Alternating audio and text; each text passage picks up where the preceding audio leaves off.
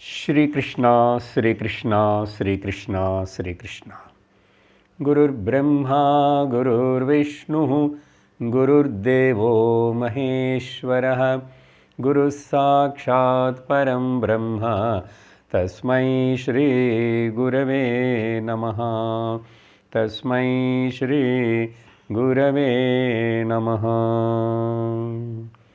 सच्चिदानन्दरूपाय विश्वोत्पत्त्यादिहेतवे तापत्रयविनाशाय श्रीकृष्णाय वयं नमः।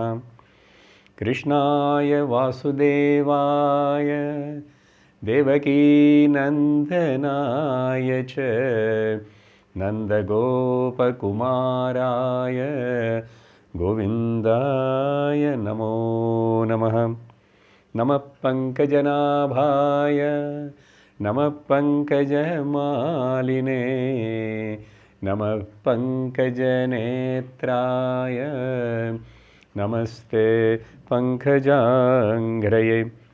योऽन्तः प्रविश्य मम वाचमिमां प्रसुप्तां सञ्जीवयत् अखिलशक्तिधरस्वधाम्ना अन्यांशहस्तचरणश्रवणत्वगादीन् प्राणान् नमो भगवते पुरुषाय तुभ्यं।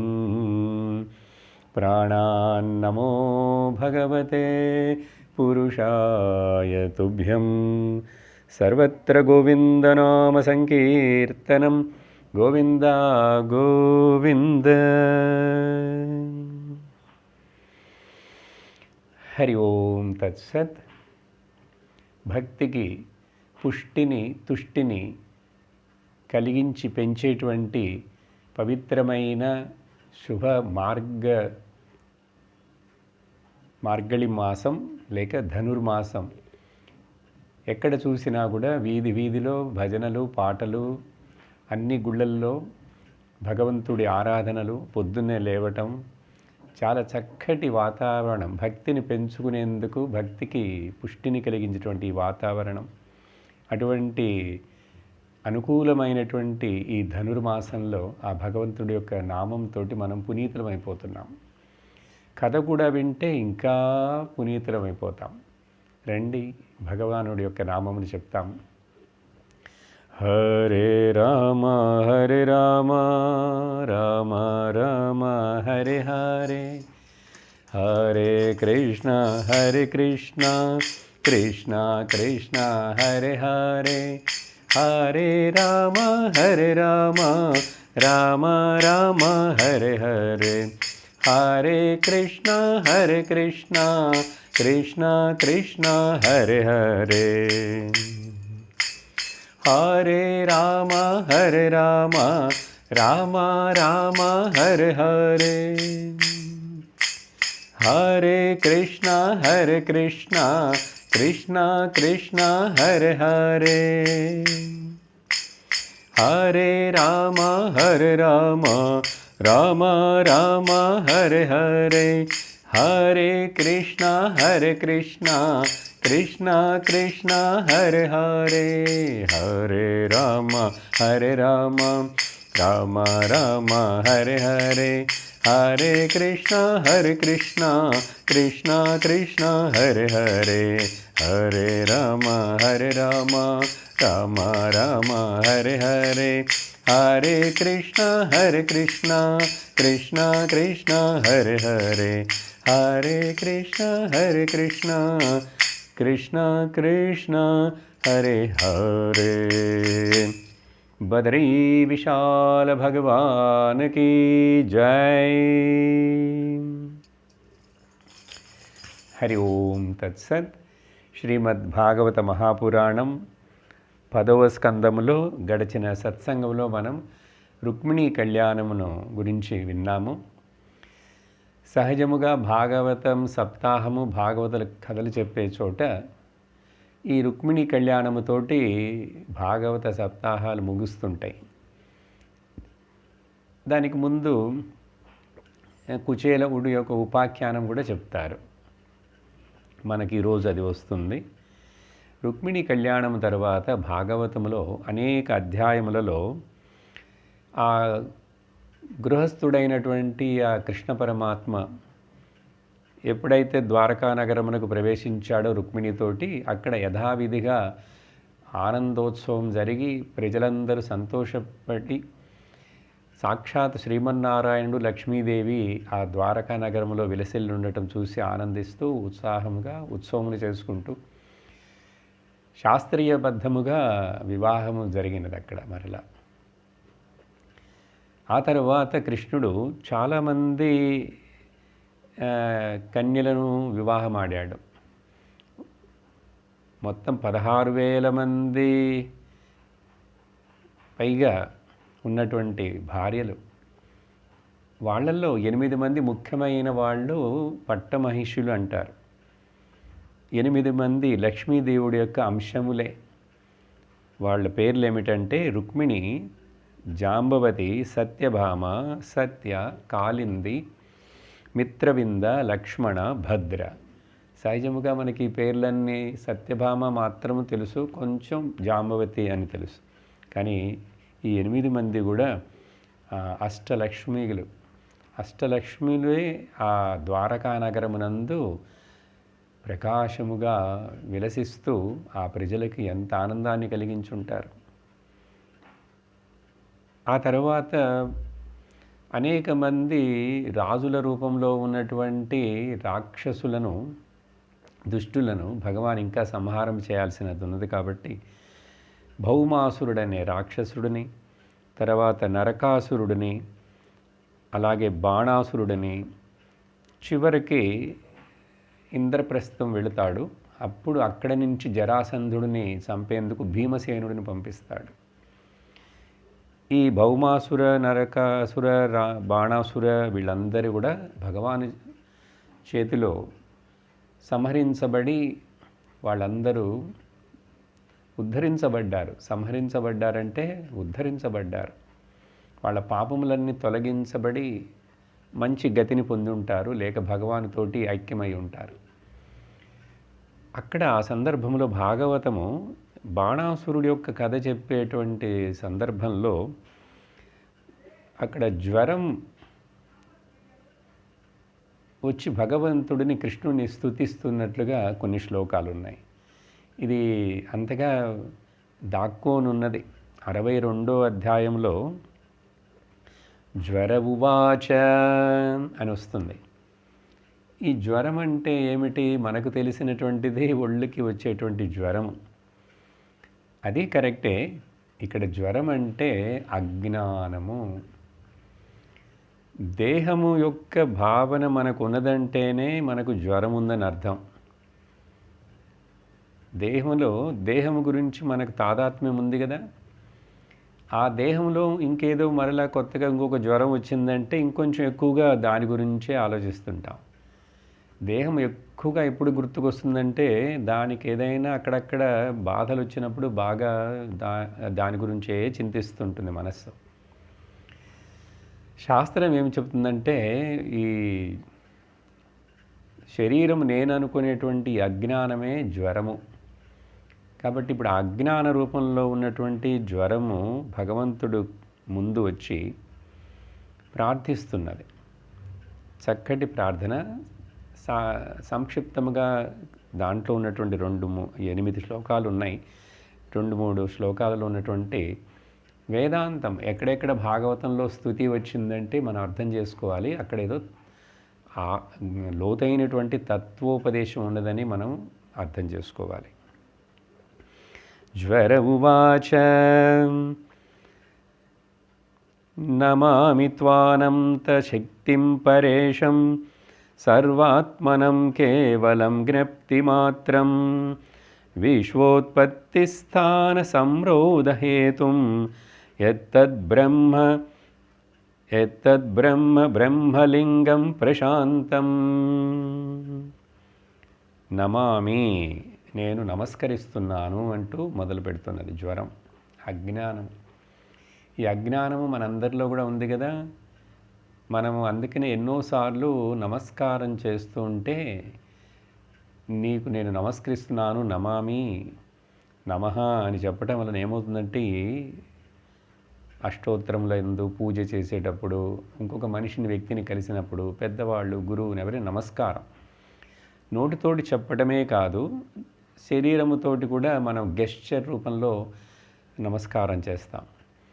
ఏమిటంటే నమస్కారం యొక్క అర్థమే నా మమ, మమకారం, నాది అనేటువంటిది ఏమీ లేదు, అసలు నేనే లేను, నన్ను నేను సమర్పించుకుంటున్నాను అంటే అర్థం ఏమిటి? నా మమ అన్న మమకారం. మమకారం ఎప్పుడు వస్తుంది? అహంకారం ఉంటేనే కదా మమకారం వస్తుంది. అప్పుడు నాది ఏమి లేదంటే అప్పుడు అహంకారం అనేది కూడా లేదు, తప్పది. నేను జీవుడిని కాను, ఈ శరీరము కాను, ఏదీ కాను, నేను అసలు లేనే లేను అని చెప్పి అట్లా సరెండర్ అవ్వటం ఆ నమస్కారం యొక్క అర్థం. ఎప్పుడైతే అలా మనం పెద్దలకు, గురువులకు, దేవుడికి నమస్కారం చేస్తూ అట్లా తలని వంచుతూ సాష్టాంగ నమస్కారము, పంచాంగ నమస్కారము చేస్తామో దానివల్ల ఏమవుతుందంటే మన అహంకారం బలహీనపడి చివరికి అదే లేకుండా అయిపోతుంది. అహంకారం లేని స్థితే జ్ఞానస్థితి. నేను, నా వాళ్ళు అని ఈ శరీరభావం, జీవభావమే అజ్ఞానం. అప్పుడు నమస్కారం చేస్తూ ఈ జ్వరం మొదట భగవంతుడిని ప్రార్థిస్తున్నది, భగవంతుడి యొక్క శక్తిని, అనంత శక్తిని. ఇప్పుడు అహంకారం ఎవరికి దగ్గర సరెండర్ అవ్వాలి, శరణాగతి చేయాలంటే పరమతత్వం భగవంతుడి దగ్గర. పరమతత్వం ఏమిటి? ఆత్మ. ఆత్మ మాత్రమే ఉంది, కానీ ఈ జీవాత్మ ఉన్నట్లు కనపడుతున్నటువంటి భ్రాంతి తప్ప సత్యము కాదు.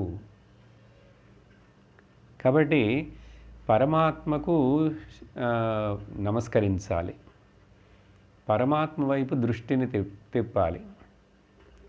ఆ పరమాత్మ ఎవరు? త్వాం. ఇక్కడ కళ్ళకు ముందు సాక్షాత్ కృష్ణుడు కనపడుతున్నాడు కాబట్టి ఆ జ్వరము ప్రార్థిస్తున్నది. త్వాం అనంత శక్తిం. ఆత్మలోనే అంత శక్తి ఉన్నది. ఆత్మ యొక్క శక్తే బయట అనేక రకములైనటువంటి శక్తిగా కనిపిస్తున్నది, వ్యక్తమవుతున్నది. వ్యక్తమైనాను, వ్యక్తము కాకపోయినాను ఆత్మ ఎప్పుడు అనంత శక్తితోటే ఉన్నది. కాబట్టి అనంత శక్తి పరేశం, నువ్వు పరమ ఈశ్వరుడివి. ప్రకృతిలో కనిపించేటువంటి అన్ని శక్తులను స్వాధీనంలో పెట్టుకొని వాటిని అమలుపరుస్తూ వాటిని చక్కగా జరుగుతున్నట్లుగా నీ మాయాశక్తితోటి ఇక్కడ ఒక లీల చేస్తున్నావు. నువ్వు చూడు, ఎప్పుడైతే వ్యష్టి సమష్టితోటి సాయుధ్యం పొందుతాడో, అనుసంధానం చేసుకుంటాడో, అప్పుడు ఈ అహంకారము తొలగిపోవటానికి అవకాశం ఉంటుంది. అందుకని మన సంస్కృతి సంస్కారములలో ఈ నమస్కారం చేయటము, సేవ చేయటము ఇవన్నీ కూడా చిన్నప్పటి నుంచే పెట్టారు. వాటిని ఎవరైతే చక్కగా అమలుపరుస్తూ చేస్తూ ఉంటారో, ఎందుకంటే వయస్సు పెరగ అహంకారము బలమవుతుంటుంది. Ego becomes so strong. అందుకనే చిన్న పిల్లలకి అహంకారం ఉండదు, చూసారా? పసి పిల్లలకి అహంకారం ఉండదు. కానీ అదే చూడండి, పెద్దవాళ్ళు అయ్యే కొంది అహంకారము బయట వేరే విధంగా కనపడుతుంది. అందుకని more you grow, more you become strong individuality become strong. అప్పుడు దానివల్ల చాలా దుఃఖం, సంసారం యొక్క బంధం ఇంకా స్ట్రాంగ్ అవుతూనే ఉంటుంది. అందుకని ఆ అహంకారం అలా పెరగకుండా జాగ్రత్తగా భక్తితోటి, కర్మయోగతోటి, జ్ఞానయోగంతో దానిని తుడిచేసేయాలి, లేకుండా చేయాలి. అప్పుడు ఆనందం, నేనే ఆనంద స్వరూపుడనని, సచ్చిదానంద స్వరూపం అని తెలుసుకుంటాం. సో పరేశం సర్వాత్మానం, అందరి యందు, అన్ని జీవరాశుల యందు కేవలం ఎట్లాంటిది ఆత్మ అంటే ఏమిటి, ఎలా చెప్పాలి? ఆత్మకి రూపముందా? కానీ అన్ని రూపములు ఆత్మలో ఉన్నాయి. నీళ్ళకి ఏదైనా ప్రత్యేకముగా రూపం ఉన్నదా సముద్రమునకు? లేదు. నీళ్ళనే సముద్రం అని పిలుస్తున్నాము. నీళ్లకు రూపం లేదు, కానీ నీళ్ళ మీద అనేక అలలు, బుడగలు, నురుగు ఇవన్నీ కనపడతాయి రూపాలు. చూసారా? అలాగే ఆత్మ కూడా ఆకాశమునకు ఏదైనా రూపం ఉందా? ఆకాశమునకు రూపం లేదు, కానీ అన్ని రూపాలు ఆకాశంలోనే ఉన్నాయి. అసలు ఆకాశం అవకాశం ఇవ్వకపోతే ఏ వస్తువు కూడా రూపం రాదు. అంటే అది ఒక షేప్లో ఉండాలంటే దానికి కొంచెం స్పేస్ కావాలి కదా ఆకాశం. కాబట్టి అన్ని రూపాలకు అవకాశం ఇస్తూ ఉండేటువంటి ఆకాశము, కానీ దానికి రూపం లేదు. చూసారా? చాలా సూక్ష్మమైన విషయం ఇది. అందుకని ఆకాశ ధ్యానం అంటారు ఉపనిషత్తుల్లో. చింతించాలి బాగా. అలా ఆకాశం లాంటి వాళ్ళు మనందరం, ఆత్మ మనందరం, అందరం లేదు, ఒకే ఆత్మ, అందరం ఒకటే, ఒకే ఆత్మ. ఆకాశం అనేక రకాలు ఉందా? మీ ఊర్లో ఒక రకమైన ఆకాశము, మా ఊర్లో ఒక రకమైన ఆకాశము చెప్తుంటాం. మా ఇంట్లో hall space, kitchen space 1 BHK 2 BHK అని చెప్తాం, కానీ అన్నీ మనము గోడలు కట్టి ఏదో ఆకాశం అని ఎవ్వరు ఏమీ చేయలేరు, కానీ ఆకాశాన్ని ఉపయోగించుకుంటుంటాం. మనం గోడలు కట్టినాను, బిల్డింగ్లు కట్టినాను, ఫ్లాట్స్ కట్టినాను, కట్టకపోయినాను, ఆకాశమునకి ఏమీ కాదు. బిల్డింగ్ కట్టినప్పుడు ఏమీ కాలేదు, బిల్డింగ్ని పగలగొట్టినప్పుడు ఏమీ కాలేదు. ఆత్మ అలాంటిది. ఈ శరీరము వచ్చినందువలన ఇప్పుడు ఇది నాది అనుకుంటున్నది, కానీ ఇది భ్రమే. కానీ ఇప్పుడు ఆత్మలో కనిపించే శరీరాలన్నీ ఉన్నాను ఒకటే, లేకపోయినాను ఒకటే. ఆత్మకు భారము కాదు, తేలికతనము కాదు. దీన్ని ఇంకా కొంచెం లోతుగా చెప్పాలంటే, కళ్ళు ఇప్పుడు మిమ్మల్ని ఒక 100 మందిని చూస్తున్నాను అనుకోండి, నేను ఇట్లా కూర్చొని ఉపన్యాసం చెప్తూ, కళ్ళు వచ్చి ఈరోజు 100 మందిని చూశాను, రేపు 200 మంది వచ్చారనుకోండి, కళ్ళు ఏమైనా ఫీల్ అవుతాయి, అయ్యయ్యో 200 మందిని చూడాలా నేను ఇవాళ, నాకు చాలా బరువుగా ఉన్నది. లేక మరుసటి రోజు ఇంకొంచెం తగ్గారు, ఒక 50 మంది అనుకోండి, కళ్ళు ఇవాళ బాగా లైట్గా ఉన్నది, ఏంటంటే తక్కువ మంది వచ్చారు. అట్లా ఉంది ఏదైనా దృష్టికి ఏమైనా అట్లాంటి ఇది కనపడుతుందా?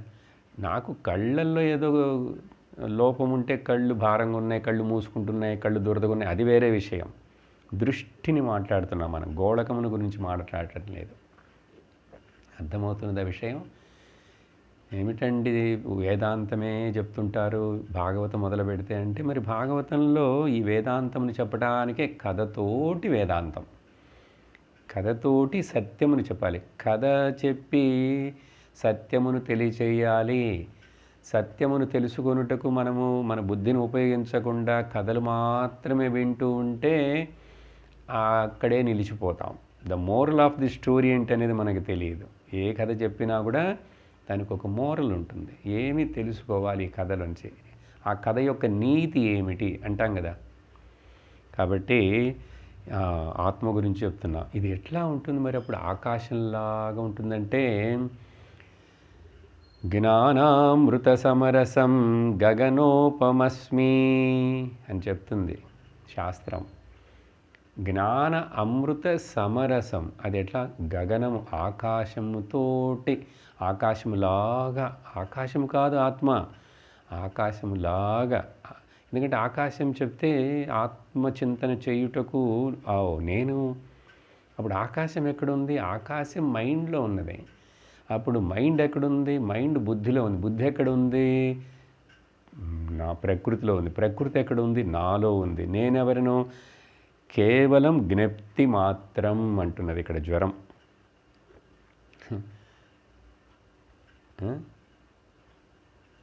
జ్ఞప్తి మాత్రం. జ్ఞప్తి అంటే ఏంటి? స్ఫురణం, పరమపూర్ణ సత్ స్ఫురిస్తూనే ఉన్నది. ఏమని? జ్ఞప్తి. నేను ఉన్నాను, నేను ఉన్నానని నాకు తెలుసు. మనకెవరికైనా వాళ్ళకి నేను ఉన్నాను అనేది ఏదైనా సందేహం ఉందా? నేను ఉన్నానని ఎవరైనా పక్క వాళ్ళని అడగాలా, భార్యను అడగాలా, ఏమిటా ఏమేమి కొంచెం చెప్పు నేను ఉన్నానా లేదా, ఇల్ల నన్ను గిల్లి చూసుకోవాలా? అదే జ్ఞప్తి మాత్రం, నేను ఉన్నాను. కానీ ఆ ఉన్నాను అనేటువంటిది దేనితోటైనా సంబంధపరుచుకుంటే,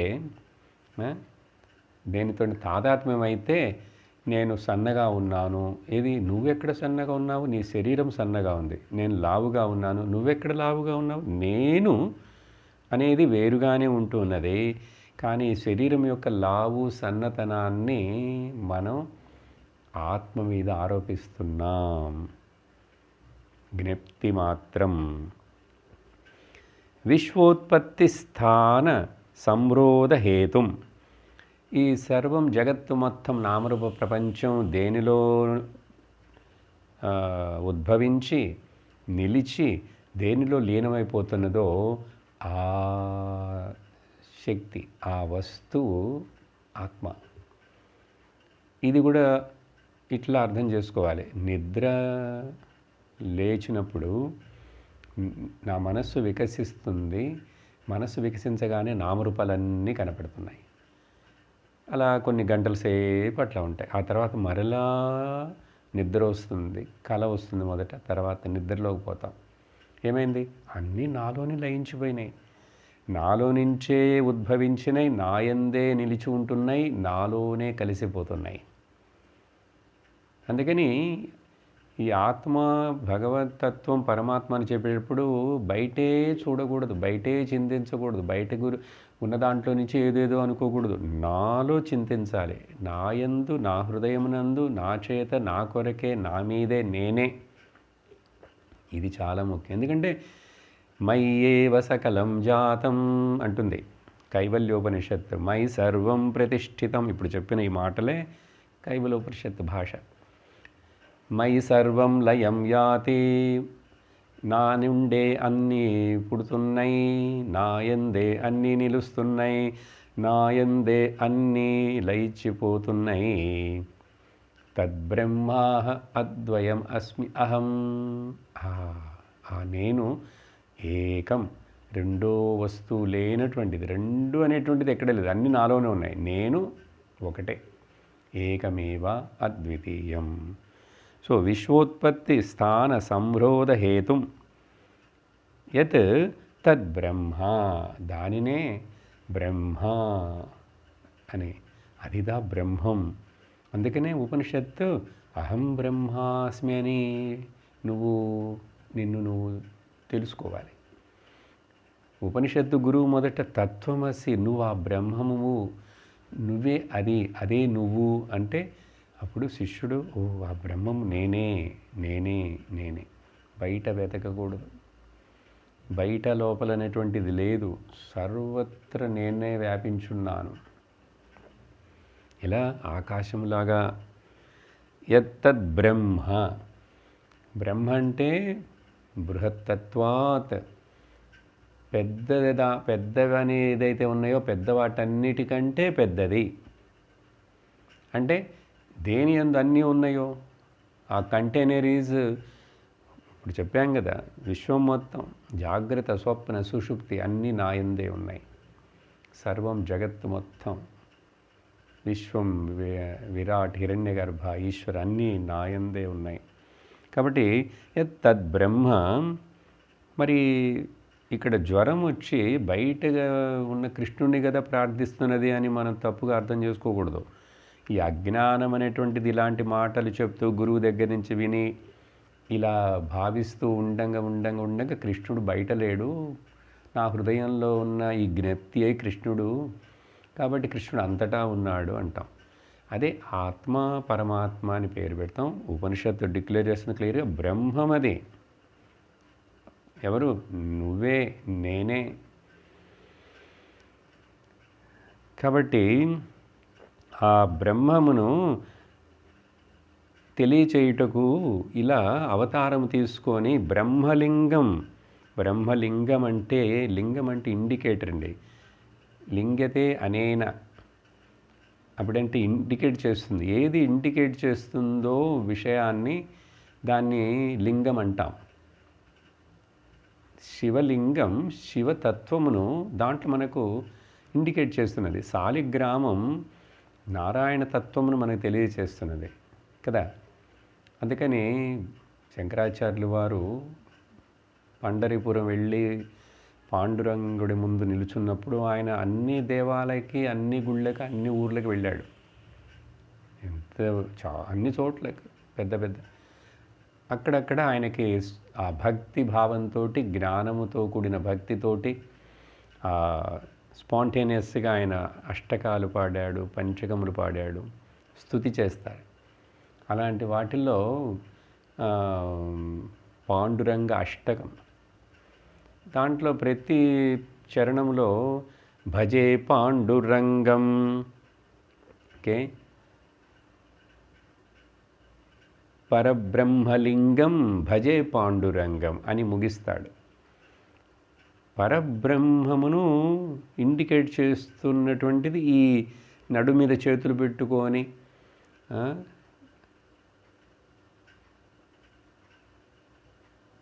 నిలుచుని ఉన్నటువంటి ఆ విగ్రహం, అది పాండురంగడు బ్రహ్మమును తెలియజేసేటువంటి పరబ్రహ్మలింగం. ఆ లింగం ఆకారం, లింగం అంటే శివలింగం అనే అర్థం కాదు, ఇండికేట్ చేసేటువంటి ఏ రూపమైన లింగమే లింగం.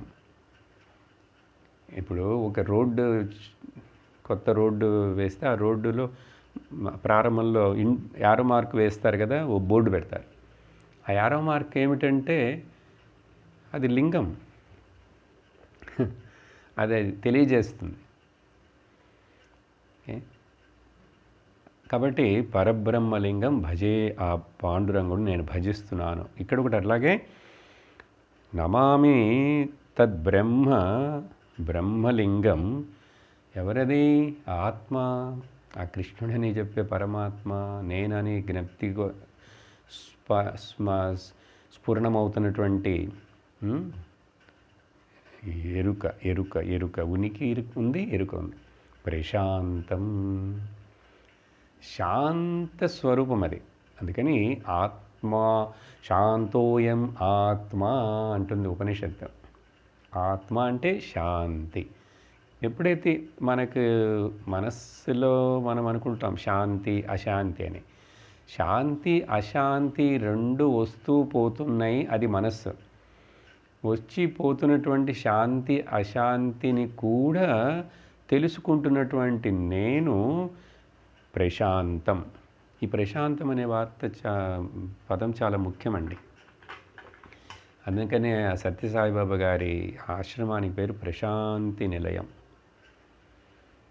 శాంతి అశాంతికి రెండిటికి కూడా మించి మీరి ఉన్నటువంటిది, వచ్చిపోయేది కాదు, ఎప్పుడు సాక్షిగా జ్ఞప్తి మాత్రముగా ఉండేటువంటిది. చూడండి ఎంత చక్కటి వేదాంత ఉపనిషత్తు భాష ఇక్కడ. ఆ తర్వాత రెండో శ్లోకంలో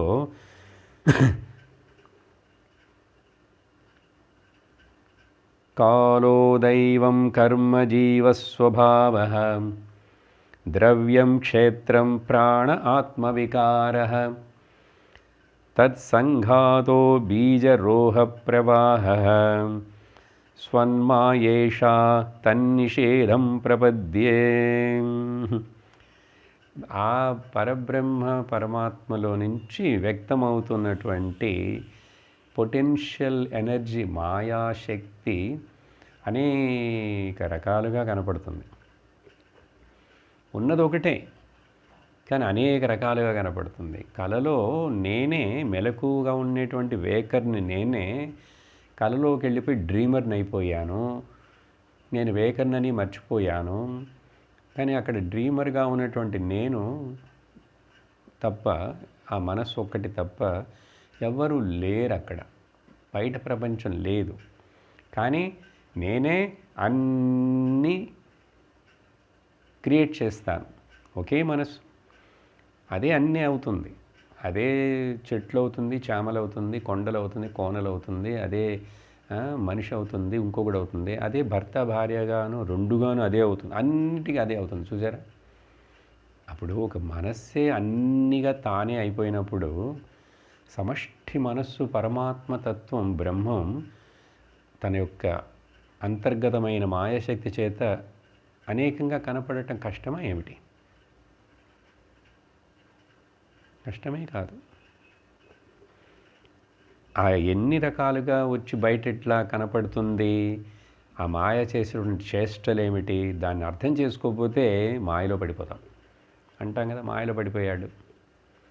మాయని తెలుసుకోవాలంటే బ్రహ్మము యొక్క పరమాత్మ యొక్క పాదాలను పట్టుకోవాలి. పట్టుకుంటే ఏమవుతుందంటే భగవంతుడు పరమాత్మ యొక్క పాదాలు పట్టుకోవడం అంటే ఏంటి అర్థం?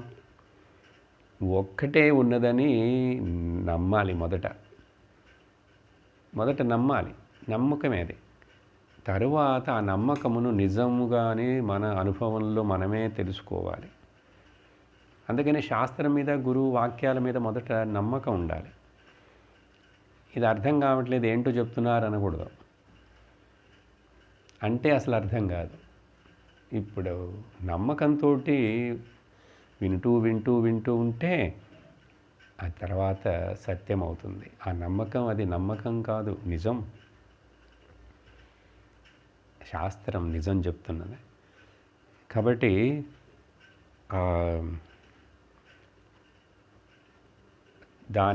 అటువంటి అంత మాయను కూడా నిషేధం చేయాలంటే భగవంతుడి పాదాలు పట్టుకో. తన్నిషేధం ప్రపద్యే చూసారు. ప్రపద్య అంటే శరణవుతున్నాను, పాదాలను పట్టుకుంటున్నాను, నమస్కరిస్తున్నాను. అప్పుడు ఆ ఒకటిని పట్టుకున్నామంటే, అందుకని నేను అనే సెంటర్ పాయింట్ని వదలకూడదు. అది వదిలేసి నువ్వు బయటికి మనస్సుని పంపిస్తున్నావంటే, బయట ఉన్న విషయాలని పరిశోధన చేస్తున్నావంటే, సైన్స్ మూలముగా కానీ టెక్నాలజీ మూలముగా కానీ అవి నిన్ను బయటికే లాగుతాయి. దాంట్లో అంతము లేదు, అది తికమక పరుస్తూనే ఉంటుంది. అంతు లేకుండా తికమక పరిచేటువంటి ఆ శక్తికి పేరే మాయా. సుడిగుండం, ఊబి. ఓకే, భగవంతుడు అందుకనే గీతలో చెప్పాడు అటువంటి మాయాశక్తి. ముందు శంకరుడు చెప్పినటువంటి వివేక చూడామణిల మాట చెప్తాను. అఘటిత ఘటనా పటీయసి మాయ. ఏది జరగదో, జరగకూడదో, జరగటం అసంభవం అంటామో అలాంటిది కూడా జరిగేట్లు చేసి జరిగినట్టు చూపించేటువంటిది మాయ. అఘటిత ఘటనా పటీయసి. సరే, ఇంత భయపెడుతున్నారు ఈ మాయ అనే, మరి అప్పుడు ఎట్లా దాంట్లో తప్పించుకునే మార్గం ఉందంటే ఉంది. ఏమిటి?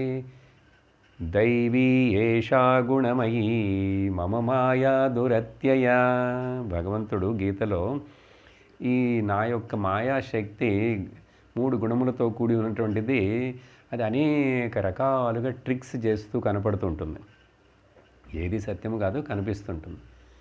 నువ్వు అందుకని ఆ మాయ దగ్గర దాని జోలికి పోవాకు. నేనేదో రీసెర్చ్ చేస్తున్నాను, పరిశోధన చేస్తున్నాను, మార్స్కు వెళ్తాను, పైకి వెళ్తాను, కిందకి వెళ్తాను, భూమిని తవ్వుతాను, ఇవన్నీ చేస్తుంటే నీ నుంచి నువ్వు దూరం అయిపోతున్నావంటే మాయలో పడిపోతున్నావని అర్థం. అందుకనే శాస్త్రము, ఉపనిషత్తులు, ధ్యానము, యోగా ఏం చెప్తాయంటే, నీ హృదయమునకు రా, నీ హృదయస్థానమునకు వచ్చి నువ్వు ఎవరని తెలుసుకో, ఆ తర్వాత తెలుసుకో గ్రావిటేషన్ ఫోర్స్ ఏమిటి, ఆగ్రహం ఏమిటి. నిన్ను నువ్వు తెలుసుకున్న తరువాత అవి తెలుసుకోవాలి. ఋషులు అట్లా చేశారు. ఋషులకు తెలుసు చాలా విషయాలు. వాళ్ళకి జ్యోతిషాస్త్రం తెలియదా, ఏ గ్రహం ఎంత దూరంలో ఉందో తెలియదా, అది ఎక్కడ ఎట్లా పనిచేస్తుందో తెలియదా, కాలం గురించి తెలియదా, వాళ్ళకి అన్నీ తెలుసు. త్రికాలజ్ఞులు. అస్త్రాలు తెలుసు, మంత్రాలు తెలుసు, శస్త్రాలు తెలుసు, ర్యాకెట్లు తెలుసు, అణుబాంబులు అన్నీ తెలుసు వాళ్లకు. కానీ ఎప్పుడు తెలుసుకున్నారు అవన్నీ? వాళ్ళని వాళ్ళు మొదట ఎవరిని తెలుసుకున్న తరువాత. ఎప్పుడైతే మనల్ని మనం తెలుసుకున్నామంటే ఆ తర్వాత ఆ తెలుసుకుండేవటన్నిటివి బయట వ్యర్థం, దాంట్లో సత్యం లేదని తెలుసుకుంటాం. అందుకనే ఋషులు కనుక్కున్నటువంటి పరిశోధనలు, వాళ్ళ ఇన్వెన్షన్లన్నీ ప్రపంచానికి ఏ నష్టాన్ని కలిగించలేదు. ఆ తరువాత ఎవరో దాన్ని తప్పుగా ఉపయోగించుకొని యుద్ధాలు చేశారంటే అది వేరే. ఋషులు ఆ యుద్ధాలు చేశారు. ఋషులు ప్రపంచం మానవాళి మొత్తమునకు శాంతి శాంతి బోధిస్తూ, బాబు లోకంలోకి వచ్చావు, శరీరంలో ఉన్నట్లుగా భావిస్తున్నావు, చక్కగా ఆనందంగా సంతోషంగా ఉండి ఈ శరీరం ఉండంగానే నీ స్వరూపాన్ని నువ్వు తెలుసుకున్నావంటే ఈ శరీరం ఉన్నంతవరకు ఇప్పుడు ఆనందంగా ఉంటావు. ఆ తర్వాత మరలా ఇంకొక శరీరం తీసుకొని మరలా దుఃఖపడేటువంటి అవసరము లేదు. జనన మరణముల ఈ చక్రం అంతా కూడా ఆగిపోతుంది, నిలిచిపోతుంది.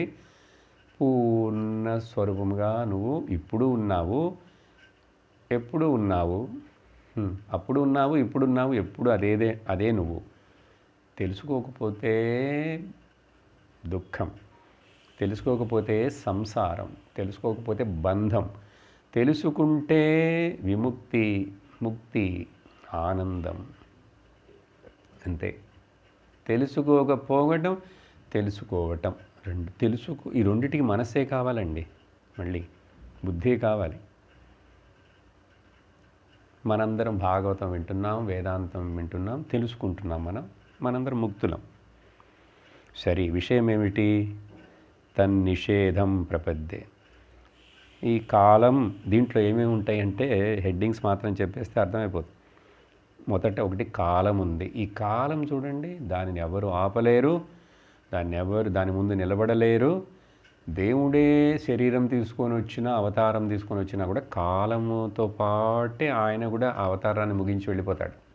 కాలం చాలా శక్తివంతమైనది. కాలం అంటే దానికి మరొక అర్థం మరణం అని అర్థం అండి. మరణం అంటే దానికి మరొక అర్థం మార్పు అనండి.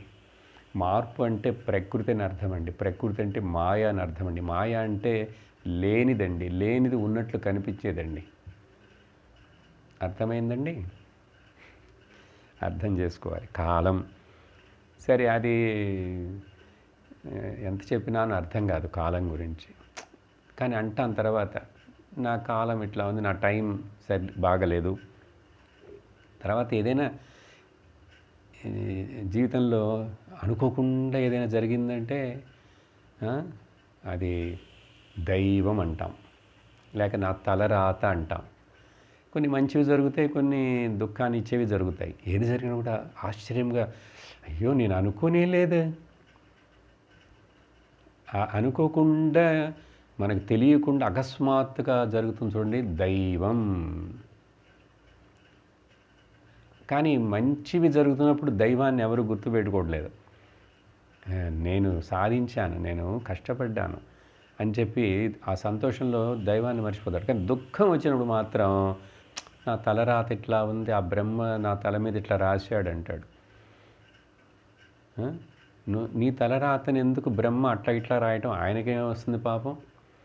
నువ్వేం చేశావంటే, నువ్వు కర్మ చేసి ఆ కర్మ ఫలాన్ని బ్రహ్మదేవుడనే ఒక స్టెనోగ్రాఫర్ని, టైపిస్ట్ను స్టెనోగ్రాఫర్ను నువ్వు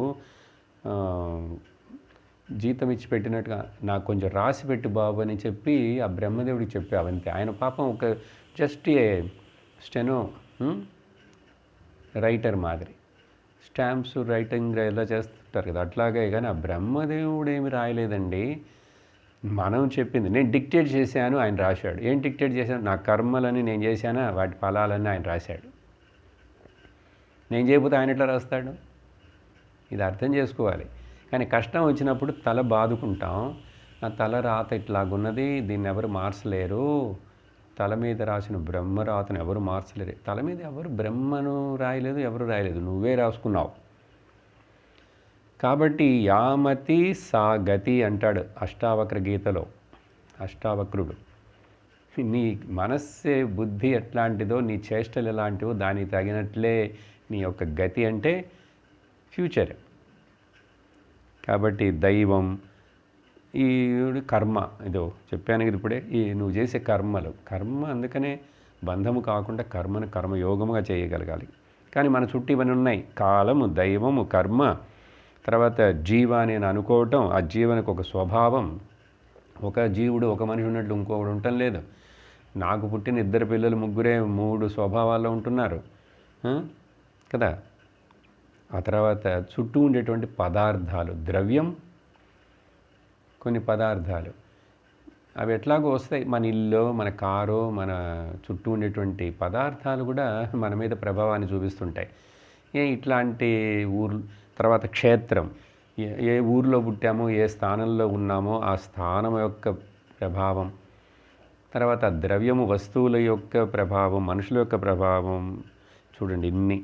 తర్వాత ఈ ప్రాణం, ఇక్కడ ఆకలి అవుతుంటుంది కదా, దప్పికలు అవుతుంటాయి, ప్రాణం. దానికోసం కష్టపడాలి, సంపాదించుకోవాలి, ప్రాణం. ఆ తర్వాత ఆత్మ. ఆత్మ అంటే ఇక్కడ జీవ అనేది ముందే చెప్పాం కాబట్టి ఇక్కడ చైతన్యమే. చైతన్యం ఇన్ని కలిసి ఉన్నాయి. ఓకే, కానీ వీటిల్లో ఆత్మలో వికారం లేదు, కానీ మిగతా వాటన్నిటిలో వాటన్నిటిలో వికారములు ఉన్నాయి. ఆత్మ అని అందుకని చివరికి పెట్టుకోవచ్చు, వికార. ఇప్పుడు చెప్పిన ఈ లిస్టు మొత్తం చూడండి. వికారం అంటే ఏంటి? మారుతూనే ఉంటాయి.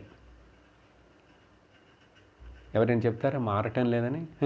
మన శరీరమే ప్రతి క్షణం మారిపోతున్నది, అందుకని మనకు వయసు అవుతూ ఉన్నది, అందుకని డేట్ ఆఫ్ బర్త్ ఉన్నది, డేట్ ఆఫ్ డెత్ కూడా రాసి పెట్టున్నది, మనకు తెలియదు.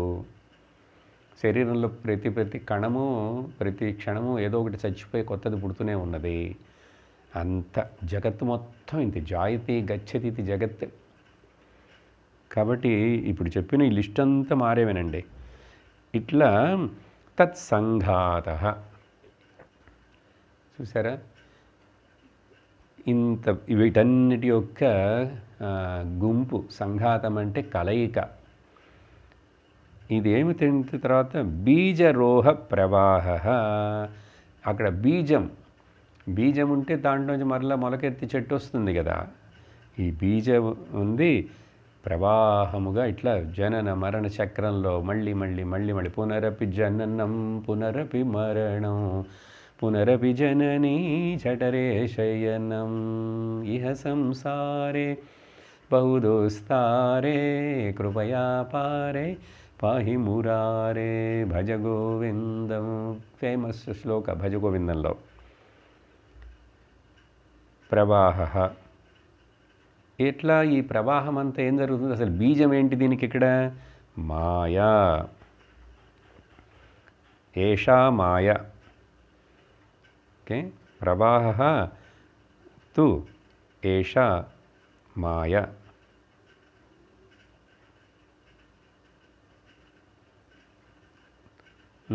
త్వం మాయ. నీ యొక్క మాయాశక్తి ఏదైతుందో అది నన్ను బాధ పెట్టకుండా ఉండాలి.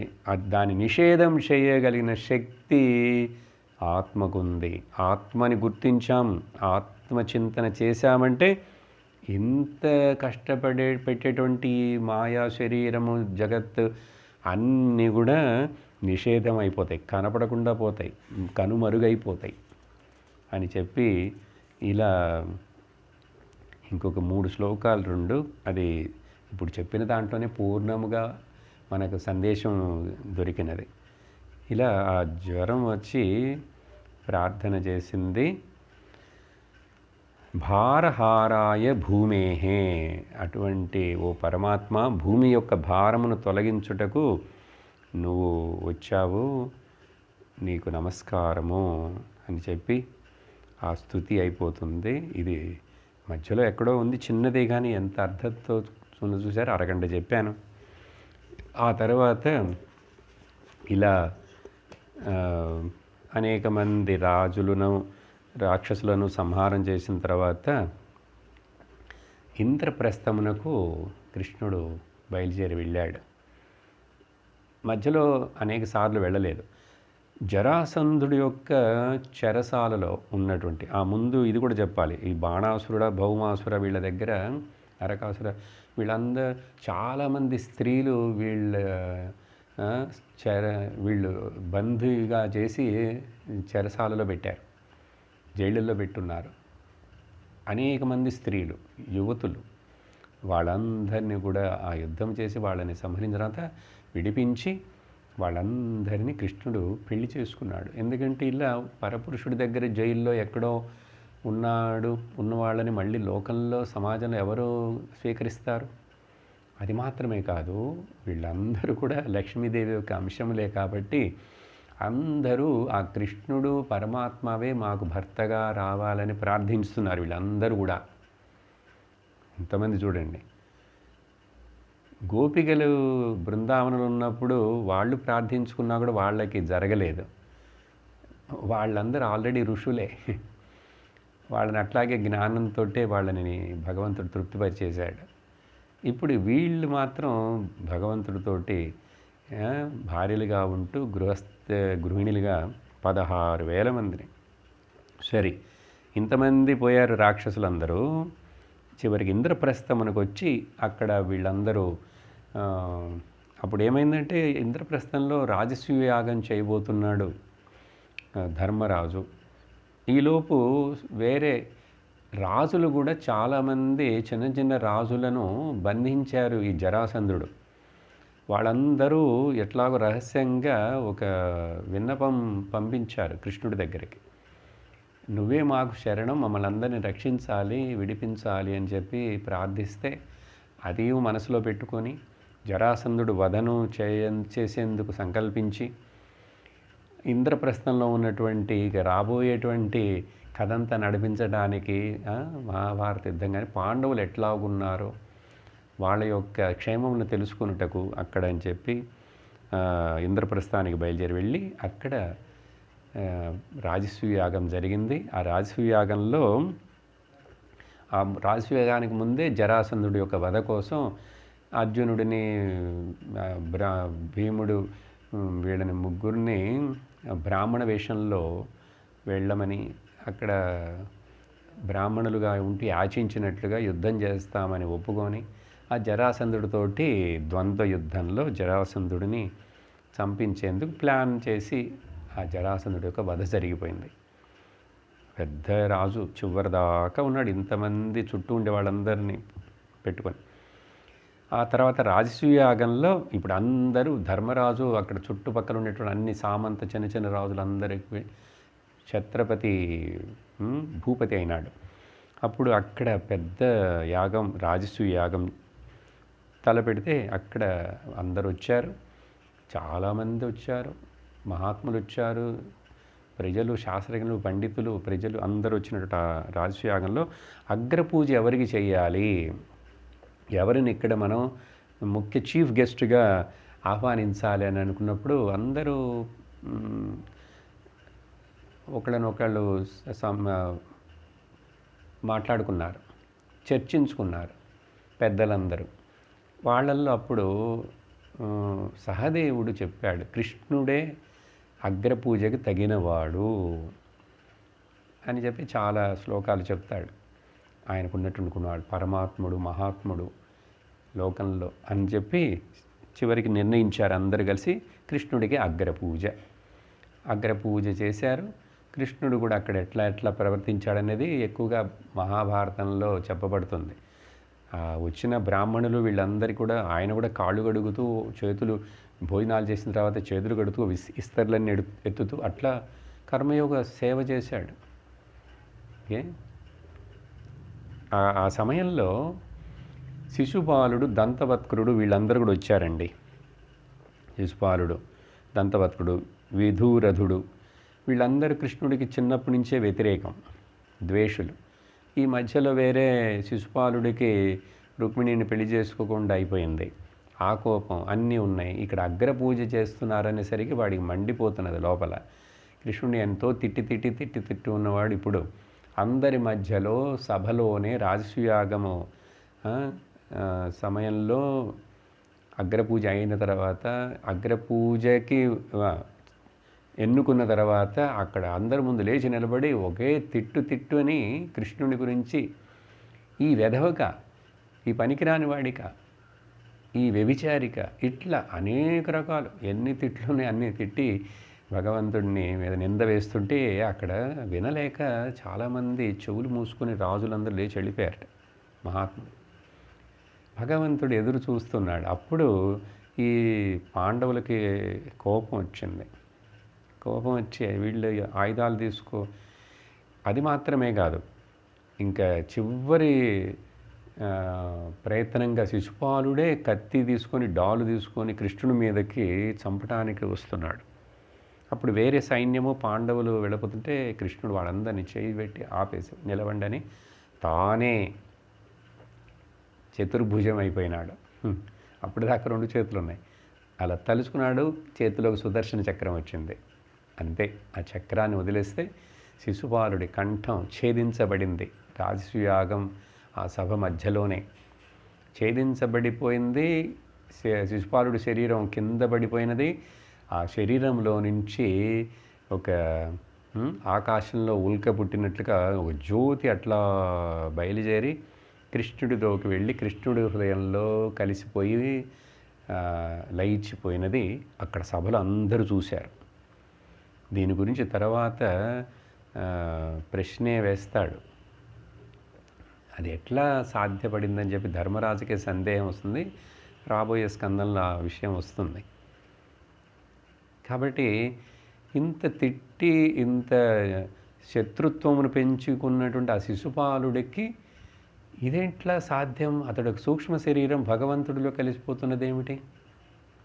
దాని రహస్యాన్ని, ఆ విషయాన్ని మనం తర్వాత చూస్తాం. ఓకే, ఏమీ లేదు. 3 జన్మలుగా తెలుసు కదా, వైకుంఠంలో నుంచి శాపము చేత దిగజారిపోయినటువంటి ఆ జయ విజయులు, వైకుంఠ కాపలదారులు శాపము చేత, సనత్కుమారుల యొక్క శాపము చేత 3 జన్మలు కిందకి పడిపోయి మొదట్లో భయంకరమైన రాక్షసులుగా హిరణ్యాక్షుడు హిరణ్యకశిపుగా పుట్టారు. అక్కడ భగవంతుడి అవతారం ఎత్తి వాళ్ళని సంహరించాడు. తర్వాత కుంభకర్ణుడు రావణుడుగా పుట్టారు. అక్కడ భగవంతుడు రామావతారంలో వాళ్ళని సంహరించాడు. ఇప్పుడు కృష్ణావతారంలో దంతవత్కరుడు ఈ శిశుపాలుడు. కానీ ఇక్కడికి వచ్చేసరికి చూడండి, మొదటి జన్మలు చాలా బలంగా ఉన్నారు, ఆ తర్వాత కొంచెం తగ్గింది. ఇక్కడ అసలు వీళ్ళు ఉన్నాను లేనట్లే, పేరుకే, అంత శక్తి లేదు, యుద్ధం చేసే శక్తి కూడా లేదు. దంతవత్కుడు గురించి ఎవరికి పెద్దగా తెలియదు. ఆ శిశుపాలుడు ఏదో ఇట్లా కొంచెం బ్లాబరింగ్ మాట్లాడుతుంటాడు, తిడుతుంటాడు. సరే, శిశుపాలకి ఉద్ధారణం చేసి భగవంతుడు తనలో ఐక్యం చేసుకున్నాడు. ఆ తర్వాత చూడబోయేటువంటి ముఖ్యమైనటువంటి కథ అండి కుచేల ఉపాఖ్యానము. కొంచెముగా ప్రారంభిస్తాను ఈరోజు. కుచేలుడు, ఆ తర్వాత బలరాముడు వ్రజభూమికి వెళ్ళి వచ్చాడు. తర్వాత బలరాముడు తీర్థయాత్రకు వెళ్ళాడు. ఇవన్నీ చిన్న చిన్న కథలు చాలా ఉన్నాయి. ఇంకా అవన్నిటిని మనము టచ్ చేయటం లేదు, ముఖ్యమైనవి చెప్తూ వస్తున్నాను. ఆ తర్వాత ఇప్పుడు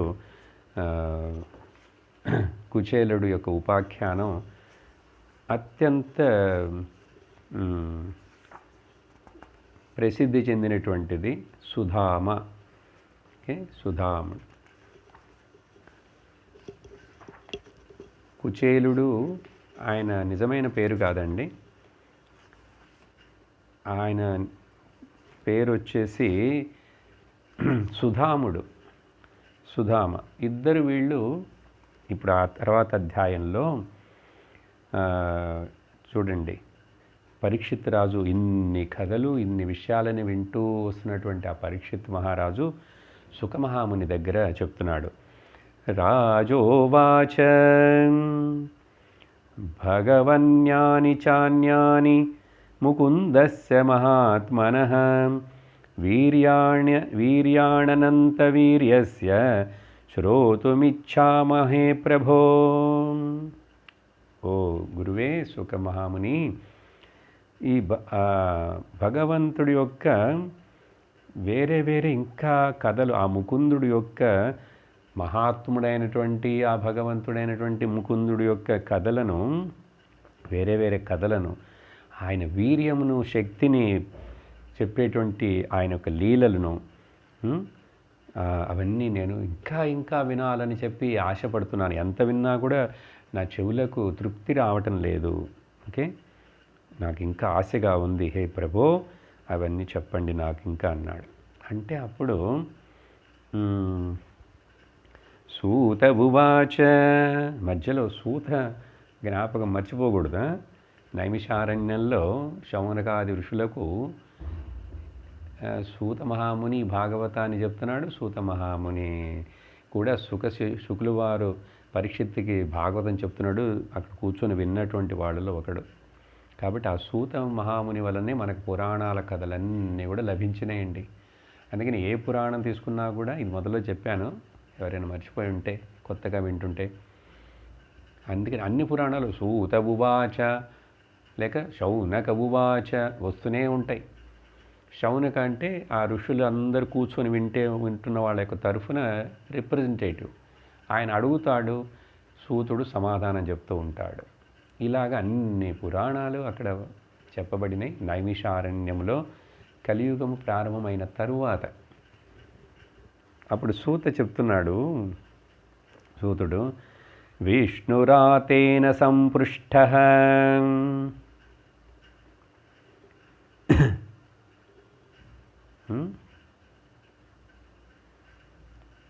ఇక్కడ పరీక్షిత్తు మరొక విషయం కూడా చెప్తున్నాడండి.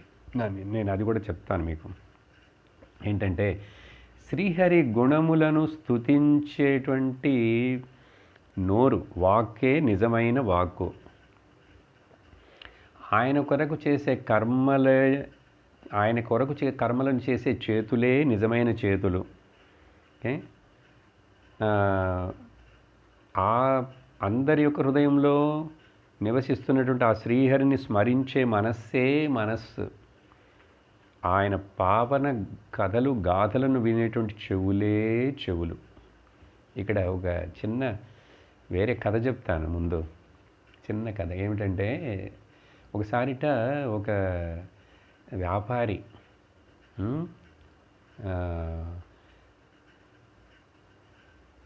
ఒక ఊరి నుంచి ఇంకో ఊరికి వెళుతూ ఆ అడవిలో ప్రయాణం చేయాల్సి వచ్చింది. అడవిలో ప్రయాణం చేస్తున్నప్పుడు ఆ వ్యాపారి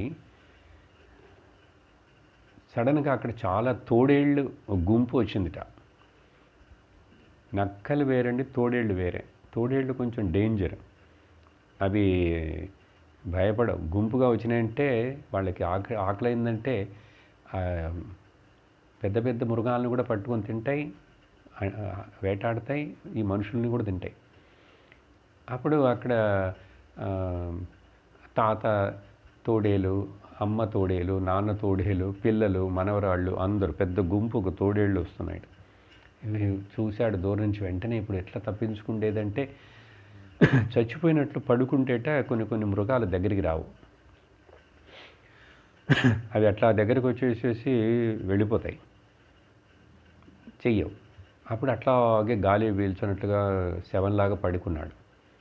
పడుకుంటే అన్నీ దగ్గరికి వచ్చినాయిట. దగ్గరికి వచ్చిన తర్వాత అన్నీ ఆకలితో ఉన్నాయా, ఈ పిల్లలు, చిన్న చిన్న తోడేళ్ళు అవన్నీ కూడా చాలా పెద్ద మాంసంతో కూడినటువంటి బాగా లావుగా ఉన్నాడు, చేతులు చూడు ఒక్కొక్కటి ఎంతెంత పెద్దగా ఉన్నాయో, కాళ్ళు చూడు అని చెప్తూ ఆ చేతి దగ్గర నిల్చున్న 2 పిల్లలు తోడేళ్ళు అడుగుతున్నాయి, అమ్మ తోడేళ్ళ దగ్గర, ఈ చెయ్యిని కొరకనా, ఇది తిన్నా కొరకనా అంటే, అయ్యయ్యో తాకద్దు చెయ్యి, ఎందుకంటే ఆ చేతులు ఎప్పుడు ఎవరికి ఒక పైసా కూడా దానం చేయనటువంటి చేతులు అవి, తాకద్దు. భగవంతుడికి ఎప్పుడు ఏ పూజ కూడా చేయలేదు ఆ చేతులు, డబ్బులు సంపాదించడానికే ఉపయోగించినాయి ఆ చేతులు, వద్దు. సరే మరి అప్పుడు కాళ్ళు ఏదైనా కొరకటమా, కాలు కొరకటం అంటే, అయ్యయ్యో అది కూడా వద్దు. ఆ కాళ్ళు ఎప్పుడు కూడా ఒక తీర్థయాత్రకో, ఒక గుడికో, ఒక మహాత్మ దర్శనం చేయడానికో వెళ్ళనే లేదుడే. అందుకని ఆ కాళ్ళు కూడా శుద్ధమైనవి కాదు, తాకవాకు. మరి కాళ్ళు వద్దు, ఇవ్వద్దు అంటే చేతులు, ఆ చెవులు కొంచెం ఏదో బాగా మెత్తగా ఉన్నట్లుగా ఉన్నాయి కొంచెం, ఆ చెవుని కొరకటమా అందిట తోడేలు పిల్ల అంటే. అమ్మ తోడేలు చెప్తుంది, అయ్యో ఆ చెవులా, అవి ఎప్పుడు కూడా ఒక మంచి మాట విని కానీ, వీడెప్పుడు వీడి మాటలతోటి ఇతరుల యొక్క చెవుల్ని కొరుకుతుంటాడు, మంచి మాట వినడు, ఒక కథ వినడు, భాగవతం వినడు, అవి వినలేదు. ఇప్పుడు కూడా అంతే కదండి లోకంలో చాలామంది, నాకు టైం లేదు, నేను ఎక్కడ వింటాను ఇవన్నీ, చూస్తానులే తర్వాత, ఇంకా చాలా తర్వాత, ఎప్పుడు బాగా రిటైర్ అన్నీ సెటిల్ అయిన తర్వాత అంటాడు, తర్వాత అని పోస్ట్ పోన్ చేస్తుంటాడు. ఈ సత్సంగాన్ని చాలామంది అంతే. ఎప్పుడో ఏదో వ్యాధి కష్టం వచ్చినప్పుడు మాత్రం భగవంతుడిని కొంచెం ఎక్కువగా అనుకుంటుంటాడు. అది తప్పు. అందుకని వద్దన్నది. చెవులు కూడా కొరకు. సరే, చివరికి పొట్ట మధ్యలో గుమ్మడికాయలాగా పెద్ద పొట్ట ఉంది. వ్యాపారి కదా, సేట్జీ. పొట్ట కొరకటమా అంటే వద్దే, వీడు దుర్మార్గముగా అక్రముగా కల్తీ వ్యాపారం అట్లా చేసి సంపాదించి తిండి ఆ పొట్ట, దాన్ని కూడా కొరకద్దు, తాకొద్దు అంది. ఏంటమ్మా ఏది కొరకద్దు తాకద్దు అంటావు మరి? సరే, చివరికి తలనే కొరకటం అంటే ఈ తల అహంకారంతో కూడినటువంటిది. ఇది ఎప్పుడు ఎవరికి తల వంచి నమస్కారం చేయలేదు, ఒక సాధు మహాత్మా దగ్గర తల వంచలేదు, దేవుడి దగ్గరికి పోయి తల వంచలేదు. అటువంటి అహంకారంతో కూడినటువంటి ఈ తల. అప్పుడు మరి ఎట్లా అంటే వద్దు మనకి ఈ శరీరం. చూడండి, జంతువులకు కూడా ఇష్టపడనంత హీనమైనటువంటి శరీరాన్ని, ఇది సుభాషితం అండి, ఈ చక్కగా రాశారు. జంతువులు కూడా అసహించుకుంటాయిట ఇటువంటి శరీరాన్ని, ఈ మాంసాన్ని కూడా తాకవుట. ఇంకా వీడి గతి ఏంటి చూడండి, ఎంత హీనమైన నీచం. అదే ఇక్కడ పరిస్థితి చెప్పాడు పరీక్షిత్తు. సరే, ఆ తర్వాత సూతుడు చెప్పింది ఏమంటున్నాడు? విష్ణురాతేన సంపృష్ట భగవాన్ బాదరాయణి. ఎప్పుడైతే ఈ విష్ణురాతేన అంటే పరీక్షిత్తుకు మరొక పేరు, విష్ణు యొక్క కృపచేత కాపాడబడి బతికినవాడు అని అర్థం. సంపృష్ట భగవాన్ బాదరాయణి. చూడండి, చక్కటి విశేషణం. ఆ భగవంతుడి సమమా ఇరుకర, గురువు భగవంతుడి సమం. ఈశ్వరో గురురాత్మేతి. అది వ్యాసుడు యొక్క పుత్రుడు, శుక మహర్షి, అవధూత, ఎంతో గొప్ప ఋషి జ్ఞాని. బాదరాయణి అంటే వ్యాసుడు యొక్క పుత్రుడు. అప్పుడు ఏమైనట్ట? వాసుదేవే భగవతి నిమగ్న హృదయ అబ్రవీత్. ఎప్పుడైతే ఇట్లా పరీక్షిత్తు మళ్ళీ వినాలనుందని అడిగితే వెంటనే సుఖదేవులు వారు కొంచెంసేపు సమాధి స్థితి ధ్యానంలోకి వెళ్ళిపోతాడు ఆయన. ఎందుకంటే ఆ భగవంతుడి భగవతత్వమును తలుచుకుంటుంటే ఆయనకి ఈ ప్రపంచం అన్నీ మర్చిపోతాడు. అప్పుడు ఆ భావన కృష్ణుడితోటి ఒకటైపోయి, పరమాత్ముడితో ఒకటైపోయి సమాధి స్థితిలో నుంచి మాట్లాడతాడు సుఖదేవుడు. మనం ఆ భావనని గమనించాలి. ఇలా అనేక చోట్ల వచ్చింది. కొన్ని చోట్లయితే సుఖదేవుడి యొక్క కళ్ళల్లో కూడా కన్నీళ్ళు, ఆనంద కన్నీరు, ఆ బ్రహ్మానందం వలన. కొన్నిసార్లు అయితే అట్లా మౌనం అయిపోతాడట. పరీక్షిత్ అట్లాగే ఎదురు చూస్తుంటాడు, ఎప్పుడు గురువుగారు కళ్ళు తెరుస్తారు, మళ్ళీ మాట్లాడతారు. ఆ గురువు యొక్క ఆ స్థితిని చూసి ఆ శిష్యుడు పులకితుడైపోతాడు. అంత భాగ్యం పరీక్షిత్తుకి. నిమగ్న హృదయ. వాసుదేవుడు భగవంతుడి మీద మనస్సే లగ్నమైపోయి లయించిపోయినటువంటి ఆ సుఖదేవుడు కొంచెంసేపు తర్వాత ఇట్లా చెప్పటం మొదలుపెట్టాడు కదా. జస్ట్ ప్రారంభిస్తాను. శ్రీసుక ఉవాచ. ఎలా మొదలు పెడుతున్నారు చూడండి. కృష్ణస్య సీత్సఖా కశ్చిత్ బ్రాహ్మణో బ్రహ్మవిత్తమః విరక్త ఇంద్రియార్థేషు ప్రశాంతాత్మా జితేంద్రియః. ఇంట్రడక్షన్. ఎట్లా ఆ కుచేలుడు సుధామనుని ఇంట్రడ్యూస్ చేస్తున్నారు చూడండి సుఖదేవులు వారు. కృష్ణుడి యొక్క, కృష్ణస్య, ఓకే, కృష్ణస్య కశ్చిత్, ఎవరో కృష్ణుడి యొక్క ఒక స్నేహితుడు, కశ్చిత్ సఖా, ఫ్రెండ్. ఎప్పుడు వీళ్ళు ఫ్రెండ్లు? అక్కడ సాందీపని ఋషి దగ్గర చదువుకున్నప్పుడు చాలా క్లోజ్ ఫ్రెండ్స్. అట్లా ఒక ఫ్రెండ్ ఉన్నాడు, ఒక స్నేహితుడు. కశ్చిత్ సఖా ఆసీత్ కృష్ణుడికి. అప్పుడు ఆయన ఎవరు? ఓ, కృష్ణుడికి చాలామంది ఫ్రెండ్లు. అప్పుడు చాలామంది ఆ రాజుల అనేక మంది చక్రవర్తులు ఉన్నారే, ఎందుకంటే కృష్ణుడు కూడా ద్వారకాధిపతి రాజే కదా, క్షత్రియుడు కదా. కాదు కాదు, అలాంటి ఫ్రెండ్ కాదు. బ్రాహ్మణో బ్రాహ్మణ, బ్రాహ్మణుడుట. బ్రాహ్మణుడు అంటే సాధారణ బ్రాహ్మణుడు అనుకోకు అని చెప్పి బ్రహ్మవిత్తమ, చక్కటి విశేషణాలు ఆ కుచేలుడిని గురించి మనం వినాలి. సరేగా, బ్రహ్మవిత్తమ, బ్రహ్మ విద్య బ్రహ్మ జ్ఞానంలోనే సూపర్రిలేటివ్ డిగ్రీ బ్రహ్మవిత్తమ.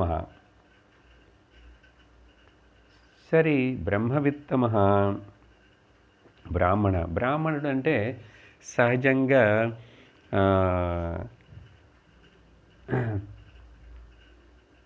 వాళ్ళు చాలా సింపుల్ లివింగ్, హై థింకింగ్ ఉంటారు కదా బ్రాహ్మణులు.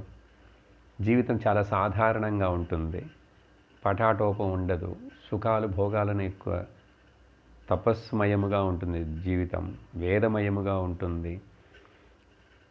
అప్పుడు అటువంటి బ్రాహ్మణుడి యొక్క లక్షణం ఏంటి తెలుసా? ఏ లక్షణం ఉండాలో బ్రాహ్మణుడు, ఇంద్రియార్థేషు విరక్త,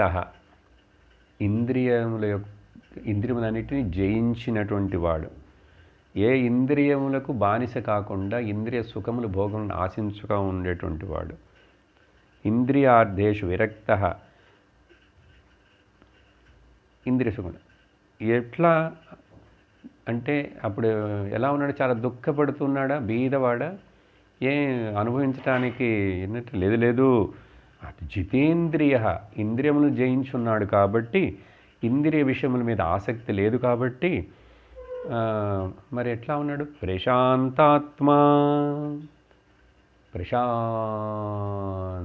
ఉన్నట్టు, తృప్తితోటి, ఎప్పుడు కూడా చిరునవ్వుతోటి ఆనందముగా, నాకు అది లేదే ఇది లేదని కంప్లైంట్ చేయకుండా దుఃఖపడకుండా ఉన్నటువంటి ఆ కుచేలుడు, ఆ సుధాముడిని ఈరోజు సుఖదేవులు వారు ఇంట్రడ్యూస్ చేశారు. చక్కటి ఉపాఖ్యానం, ఒళ్ళు పులకిస్తుంది వింటే. వచ్చే వారం సత్సంగంలో మనం ఈ కుచేల ఉపాఖ్యానాన్ని కంటిన్యూ చేద్దాం. ఓమానందం ఓమానందం ఓమానందం ఆత్మానందం ఓమానందం బ్రహ్మానందం